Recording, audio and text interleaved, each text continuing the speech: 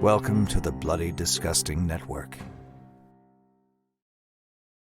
No.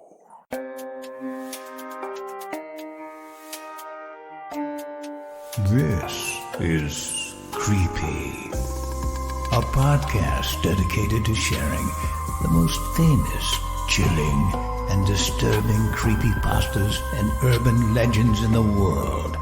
Whether these stories truly happened or are simply fabrications is for you to decide. These stories may contain graphic depictions of violence and explicit language. Listener discretion is advised. Creepy presents Shadow Puppies, written by Olivia White and narrated by Heather Thomas. I need to take my mind off of things. I need to focus on something right now. And so, as I sit here, lit by the glow of the screen, I'm going to tell you a story. I frequently babysit my half-brother and sister. Mom's a waitress at a 24-hour diner, and often on the weekends she's called to work the night shift. So instead of her having to pay a sitter, I drop round and keep an eye on my kid siblings. Their dad died 2 years ago, killed by an unknown hit-and-run driver while he was walking the dogs down one of the back roads. The car drove straight into Mick and his 2 German shepherds. They all died instantly, which I guess is something. I remember a cop joking a few weeks later that it was a shame one of the dogs hadn't survived, because he might have been able to sniff out the culprit, who apparently stopped and gotten out of the car before driving off. I thought that was a tasteless thing to say, personally. Mick and I had never gotten on, not at all. We kind of hated each other, in fact. I never begrudged Mom for marrying him.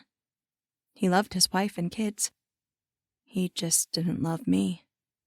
And I didn't love him. He and I just had the worst clash of personalities. We could barely stand to be around each other. It came to blows a few times, and Mick, a big tough guy, came off better than I did almost any time that happened. It sucked, and when I went off to college, even though I still lived nearby, I didn't really come home. Until one day, I got the call from Mom.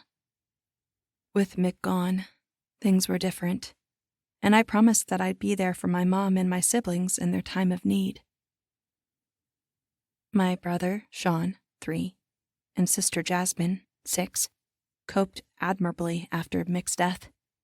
Sean was too young to really understand what had gone on, of course, and as for Jasmine, after an initial period of asking where her daddy was, despite having it explained, she finally came to terms with the fact he was gone.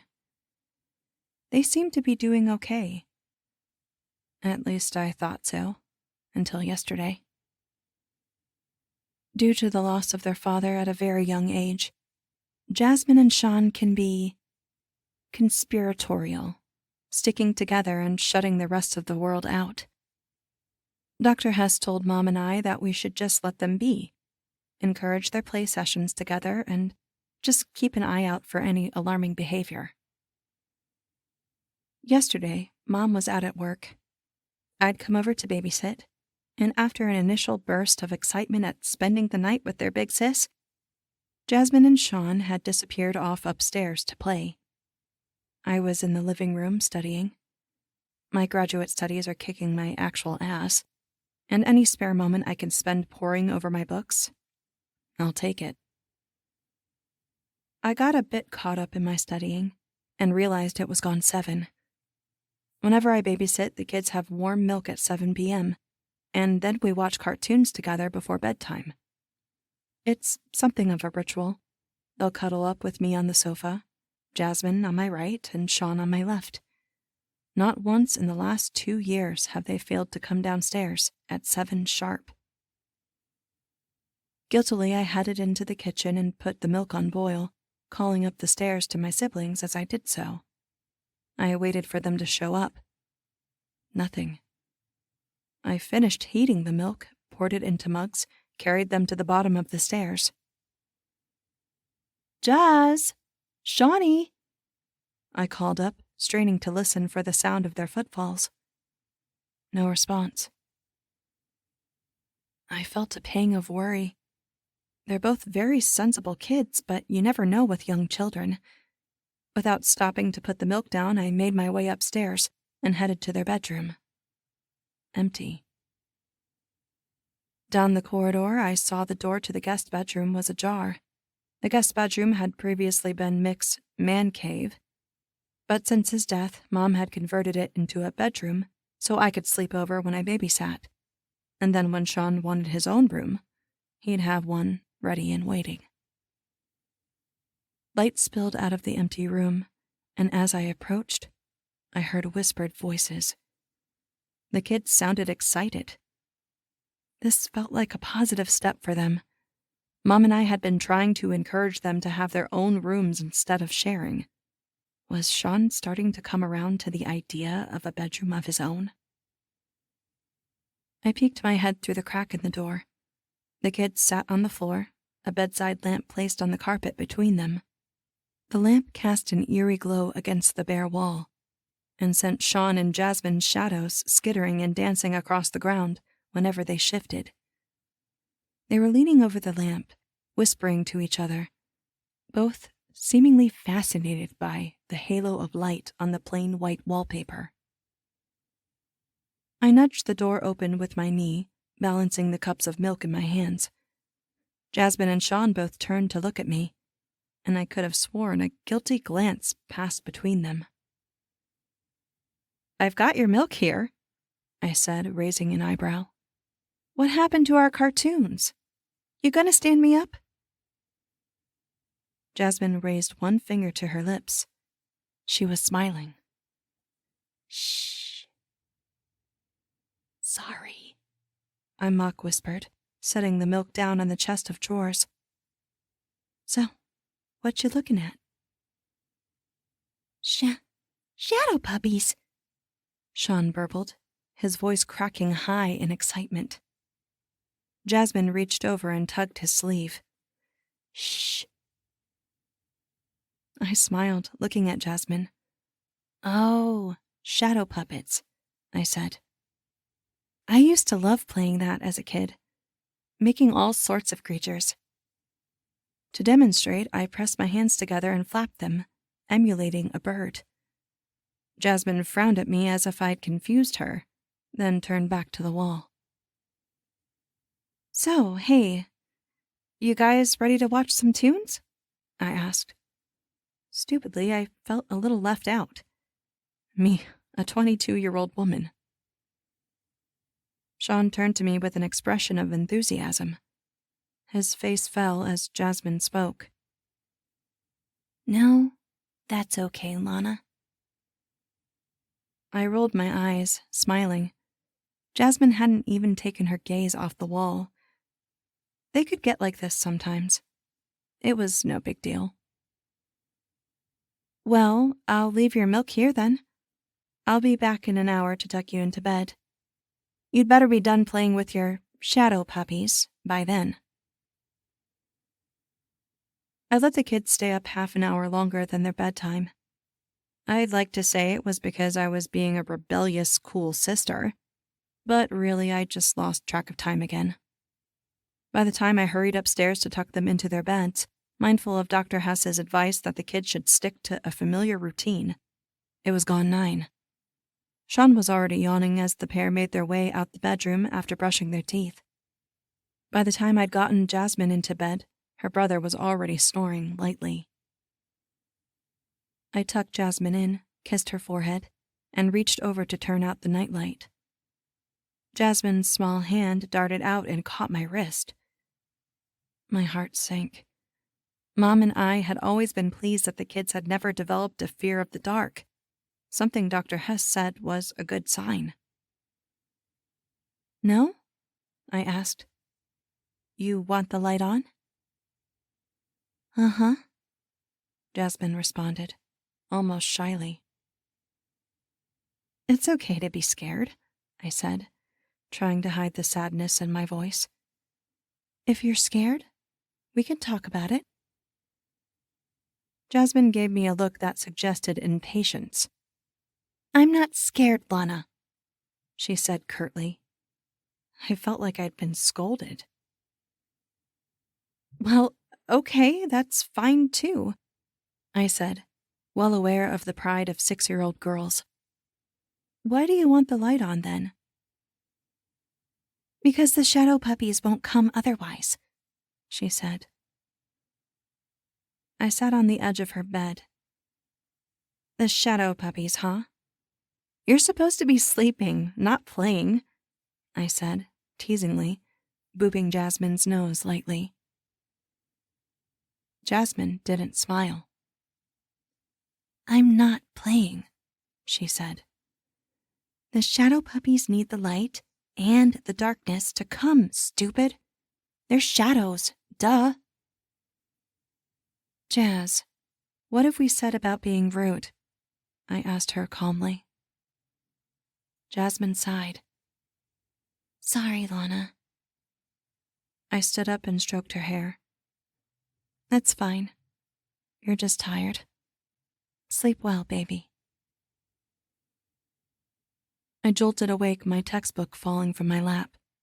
I drifted off on the couch. The clock read midnight.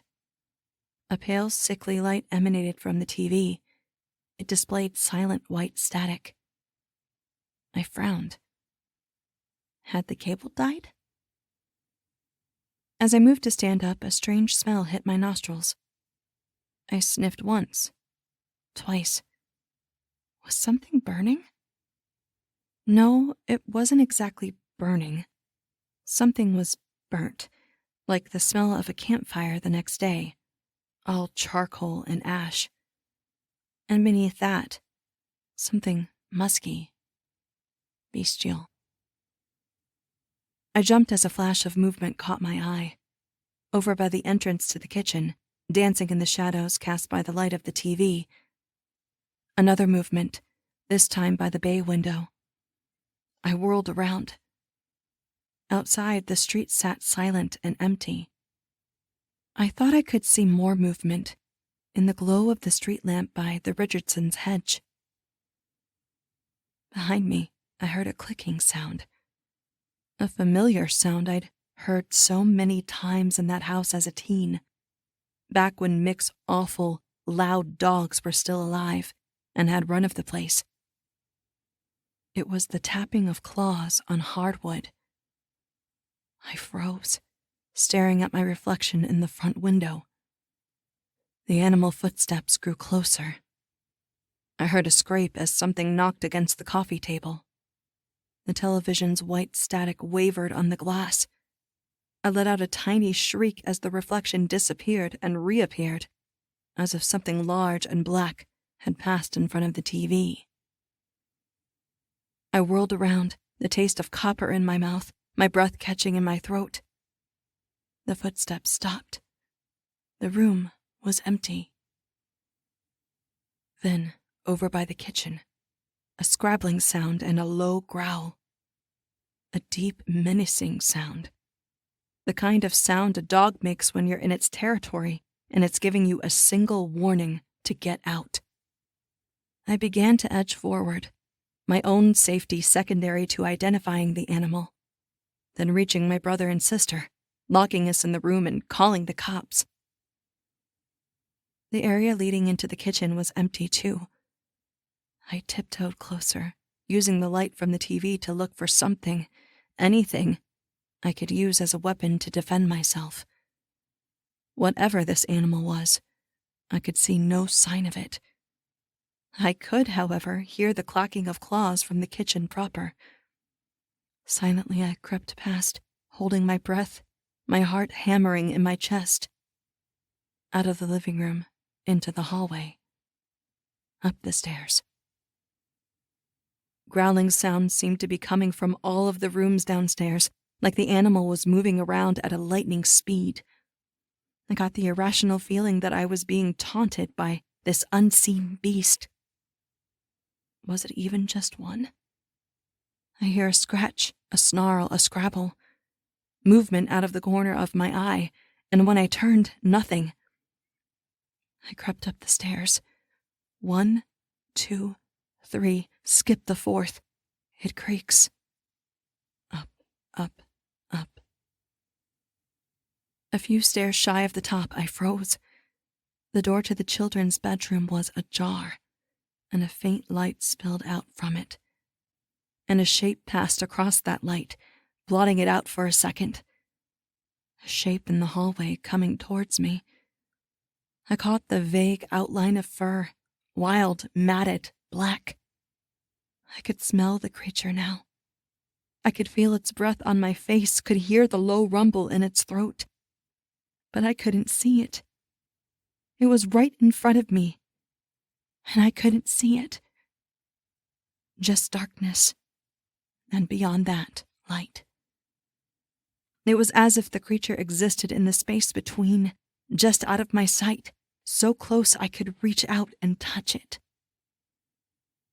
I let out a little whimper, and the unseen animal growled.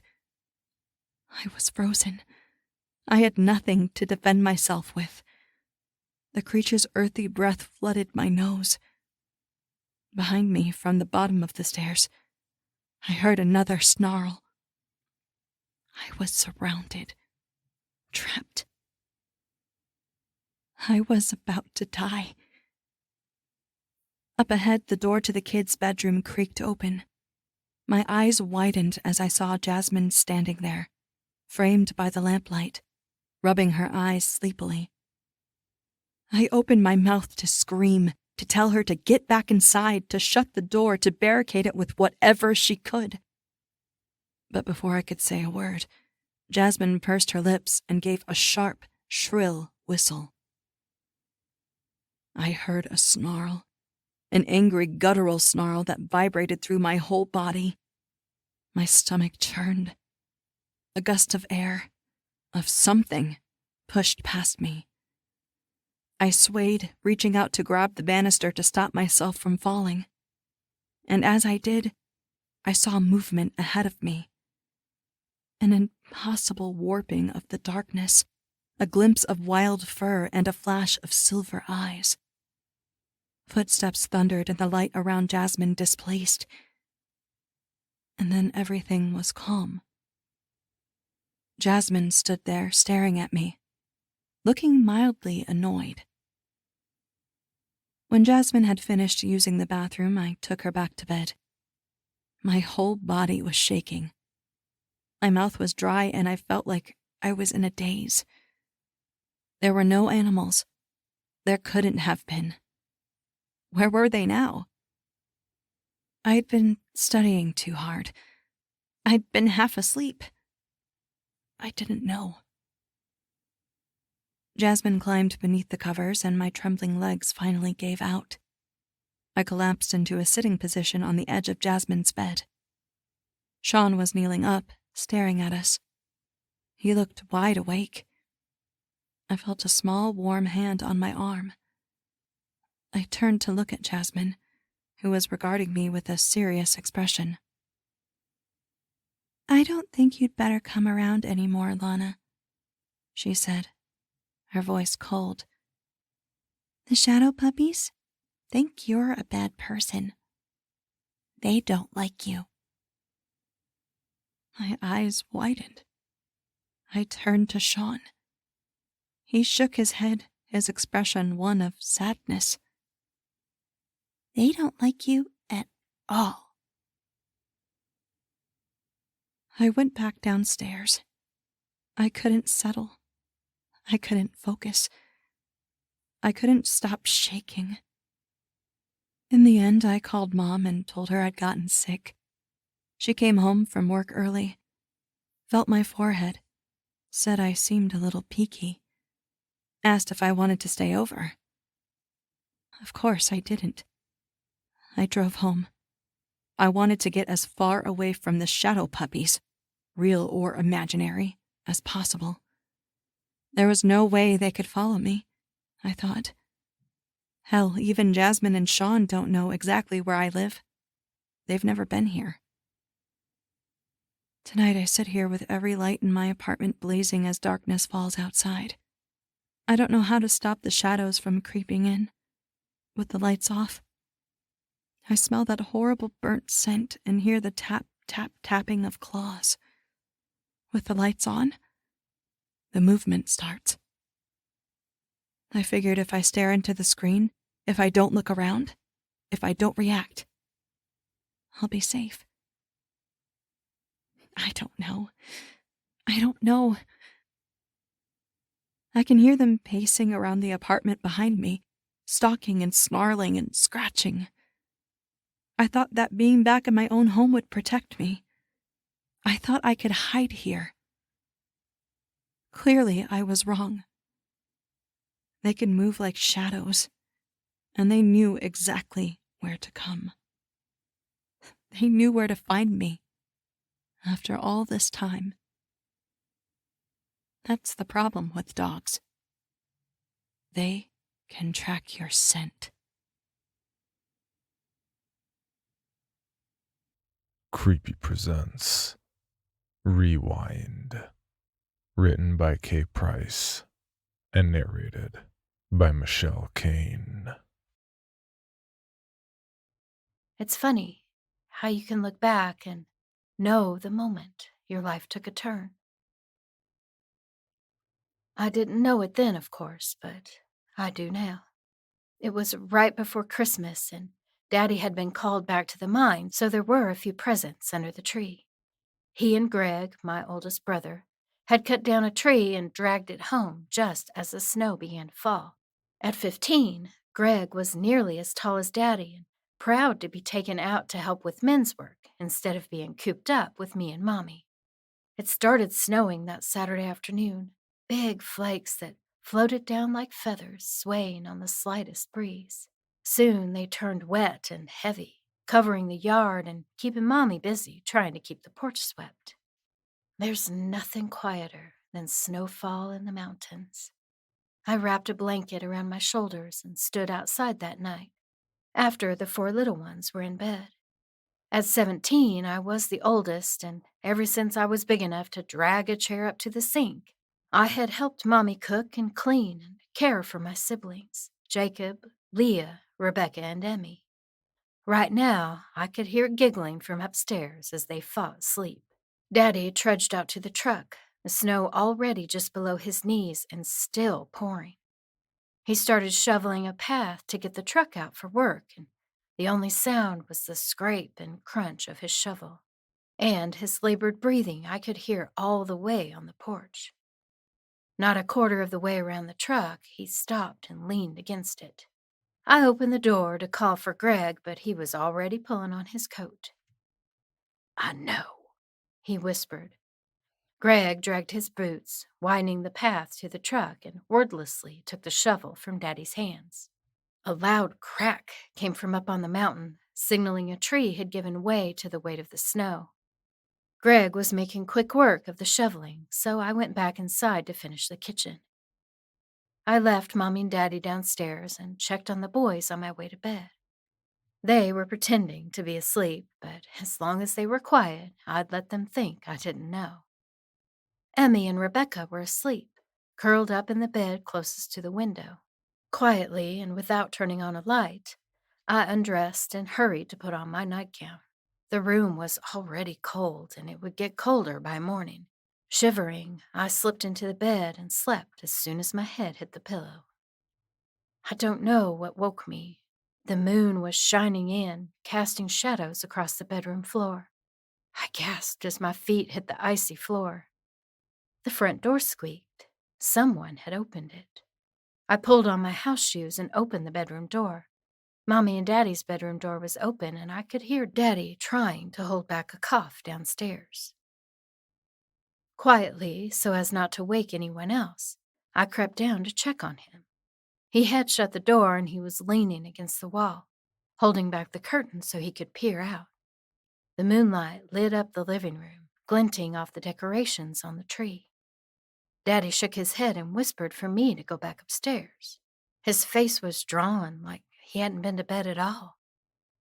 Being 17 and nearly grown, I was bold enough to shake my head and join him at the window instead. He glared at me, but he held the curtain back with one finger so I could see. The yard was crisscrossed with footprints. Big and deep, they had come down from the mountain, past the back of the truck, and across the yard. Someone had come right up to the window where Daddy stood and paced there, mashing the snow.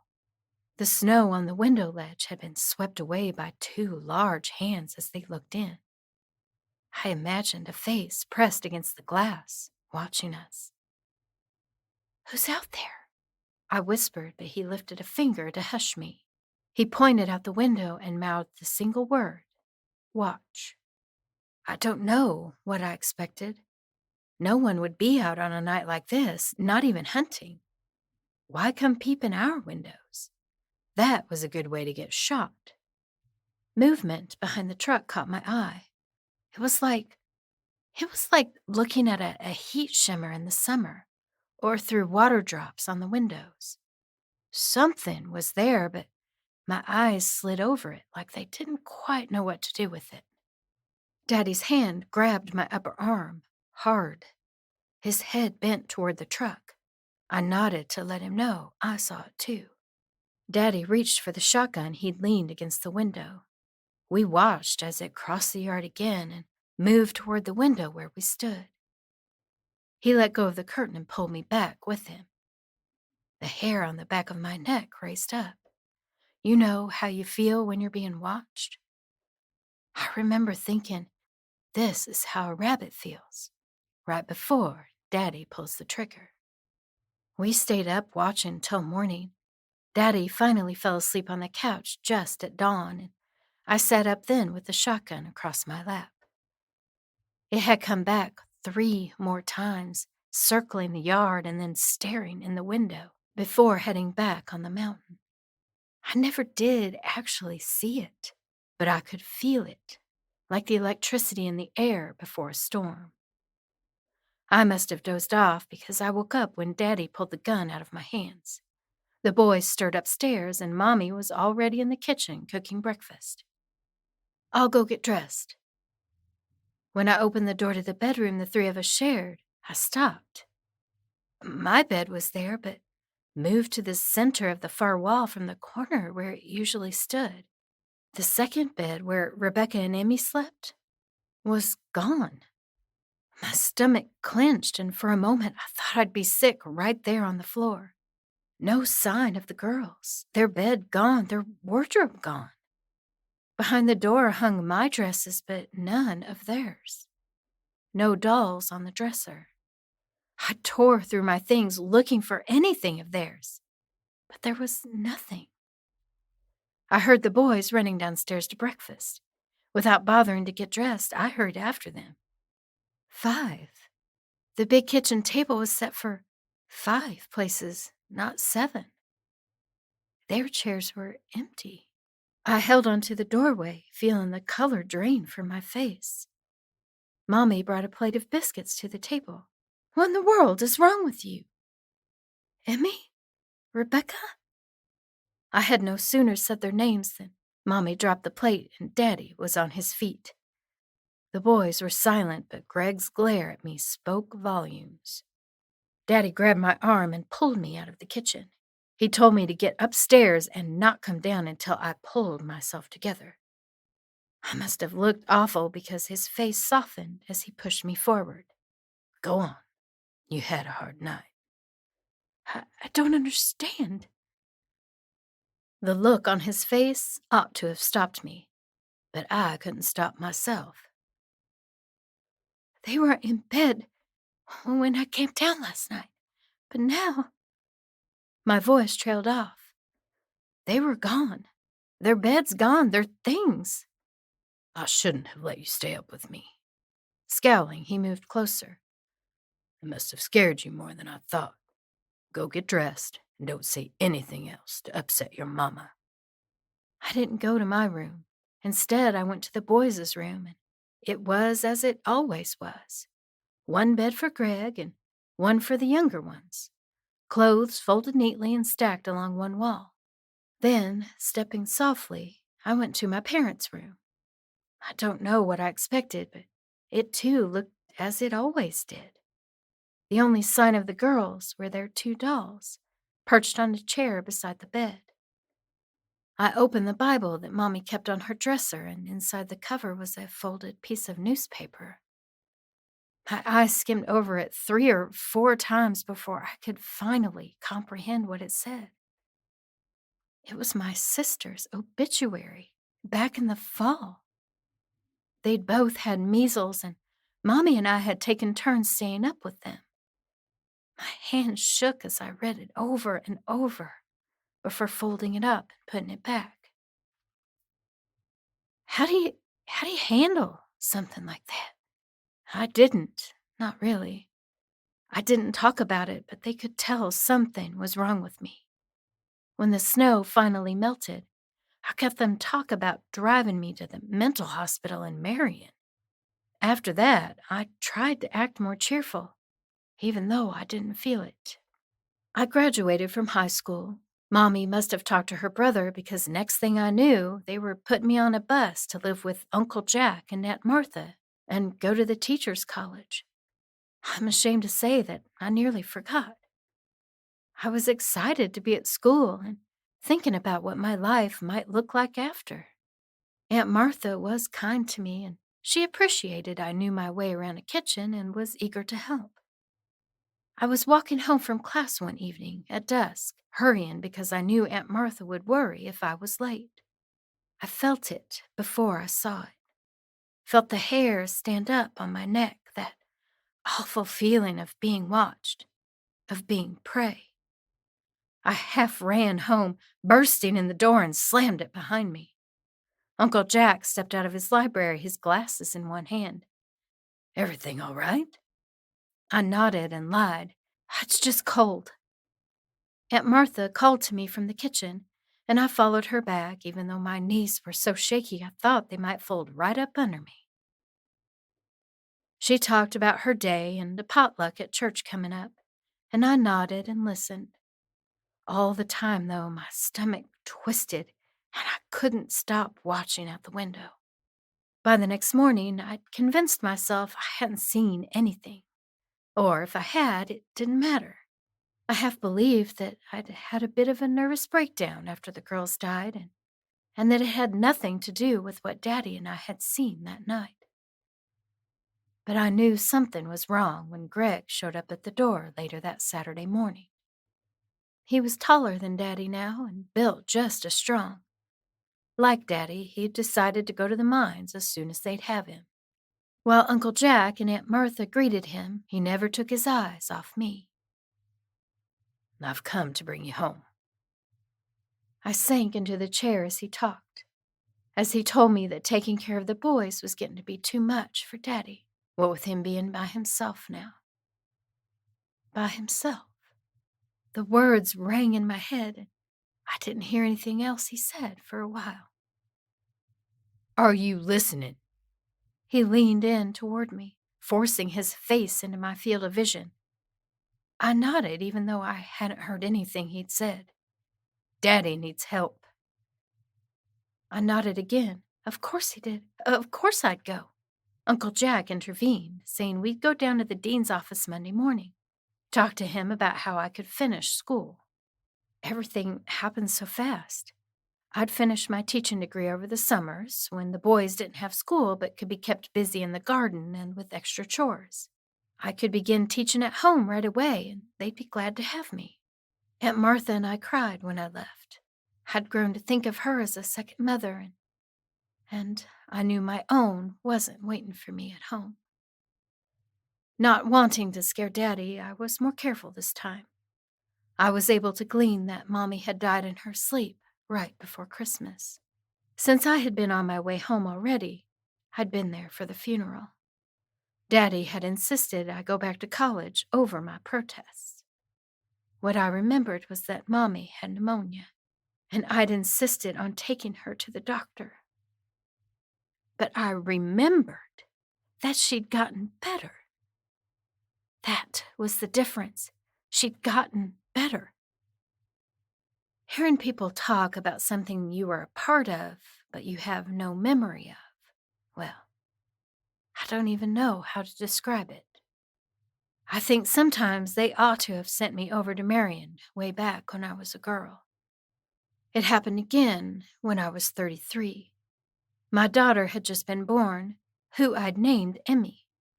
She had the colic, and I don't think I slept more than 2 hours at a stretch for weeks. I was up with her one night, and I saw it. Of course, I knew it was coming. Not specifically, but my heart filled with such fear, it was all I could do not to take off running. I sat in that rocker all night, Emmy on my chest, my hands wrapped around her.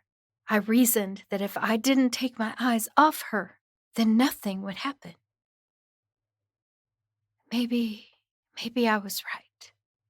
When I went to wake Robert the next morning, his side of the bed was empty, and all his clothes were gone.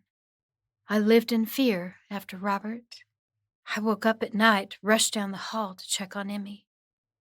A glint of sun on the water, a shimmer of heat on the road, could send me into a panic for days. But Emmy grew up, and she's happy and working in Ireland now, out on her own. I don't know what it is or why it seems to have latched onto me. A month ago, I was in a car accident. Nothing terrible, but if I hadn't reacted as soon as I did, I wouldn't be here telling you this today. I'm not too worried about that. What happens, happens. What worries me is Emmy.